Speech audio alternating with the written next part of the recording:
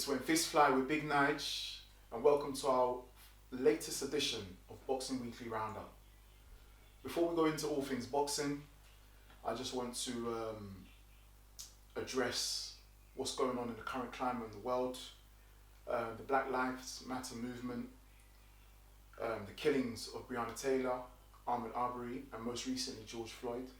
Justice for those. It's a critical time in our history at this moment in time, and I feel that the world is listening. Enough is enough, and a change is needed. For ages, we've been asking for a change, but now I believe it's time to enforce it. There have been peaceful protests that have been going around the country, as well as the world, and I feel that's been a positive because it's been able to unite us all as one to be able to highlight the current issue. But let's not be fooled, this is just the beginning of a long marathon. In my opinion, the short-term goal is that we demand justice for those who have been killed, but obviously the long-term goal will be to eradicate racism within society. We've seen the likes of Anthony Joshua and Deontay Wilder put up on their socials, voicing their opinions and their thoughts on the current situation, obviously with them being black athletes at the top of their game. I feel that's a positive because not only are they advocates for boxing, but they're also advocates for the black community. I'm going to use a quote that Deontay Wilder used on his social, which not struck a nerve, but it caught my attention. It was something that I felt that was relatable. He says in the poem, "I can't even remember a time when none of my people have done anything to you people, other than working hard and trying to be equal. Now you're mad at protests and riots. We showed you nothing but peace. Now we're done being quiet." The world is listening now. I just feel like let's go about this in the right manner, in a strategic manner, and I'm sure that things will all come into place by God's grace. Anthony Joshua also was at a Watford protest in his hometown. I believe he was leading it. He was on crutches, but don't quote me on that. He also read a poem, and again, he used the analogy, which I thought was quite smart. He used the analogy of basically comparing racism to a virus. So these were his exact words. "We stand united against the virus which has been instrumental in taking lives of the young, old, rich and poor. A virus which is unapologetic and spreads across all sectors. The virus has been declared a pandemic. This is out of control. And I'm not talking about COVID-19. The virus I'm talking about is called racism." And then there's another quote again that caught my attention. "Every life matters. 100% I agree with that. But that does include black lives, and that's why we're here today." And on social media, obviously there's the hashtag Black Lives Matter, and a lot of people have been saying, but all lives matter, and no one's disputing that. But at the end of the day, it's not that particular race, or it's not all lives that are being killed across in America, and obviously scenarios over here. And that's my take on it, really. This week marked the 1-year anniversary to Anthony Joshua's first defeat in his professional career. Yes, the 1st of June 2019 in New York, Madison Square Garden, Anthony Joshua lost all his belts to Andy Ruiz Jr. in the 7th round. He got knocked down 4 times. Now, I remember that fight like the back of my hand. I couldn't believe what I was witnessing, and I remember loads of people messaging me, calling me, because they couldn't believe that what had happened. They genuinely thought it was a fake, because it was all over social media. It was the first time Anthony Joshua was fighting on foreign soil. Everyone assumed that he would just blow past Andy Ruiz, but obviously that wasn't the matter. And in my opinion, it was probably the best thing to happen in Anthony Joshua's career, because I do believe now he's going to go on a streak of dominance. And you heard it here first on When Fists Fly. My question to all the boxing fans: where were you on the night when AJ lost, when he got his first defeat in his career?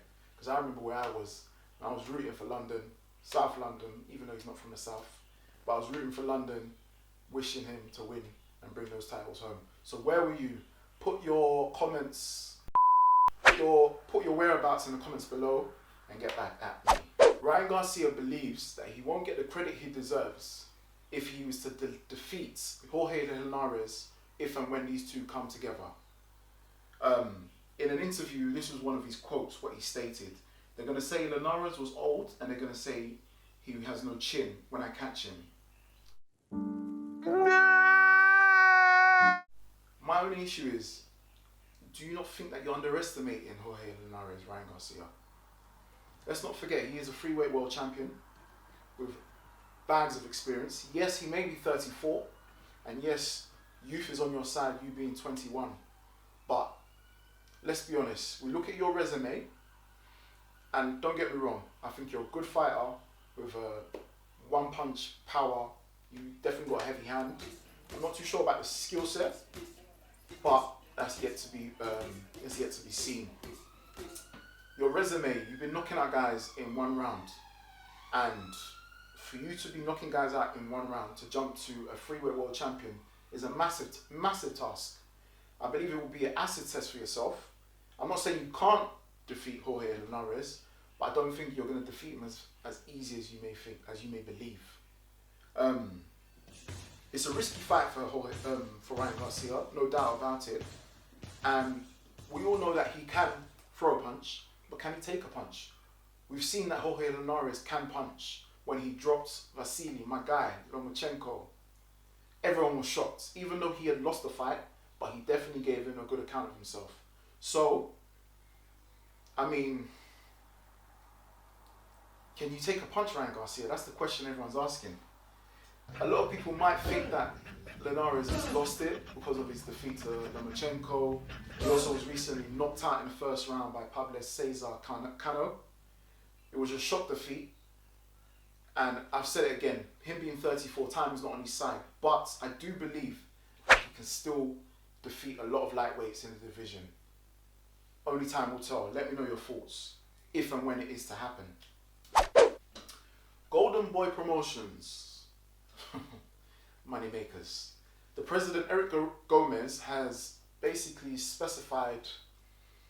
listed 6 potential opponents for Canelo Alvarez for him to fight in September. And surprisingly, Gennady Golovkin is not on that list.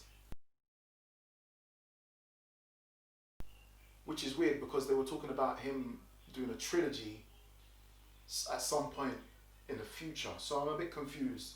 But this is the list. This is the 6 opponents that they've listed.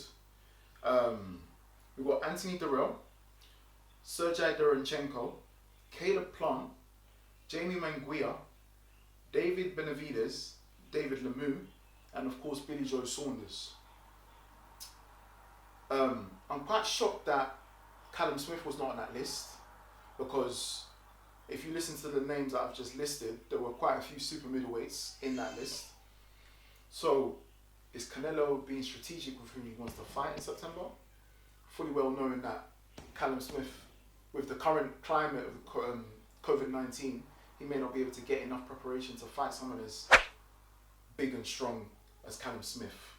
Let me know your thoughts. There have been rumours that Manny Pacquiao and Triple G Gennady Golovkin will be looking to fight sometime in the near future, according to his trainer, Freddy Roach. Why the fuck you lying? Why you always lying? Oh my God. I don't know what Freddy Roach is on, but apparently Manny Pacquiao can go up to 160 to go fight Triple G. Manny Pacquiao is a very, very small welterweight. He's come from featherweight and he's gone through the ranks. Yes, he can go up in weight, but I do believe from welterweight to middleweight is too much of a massive jump.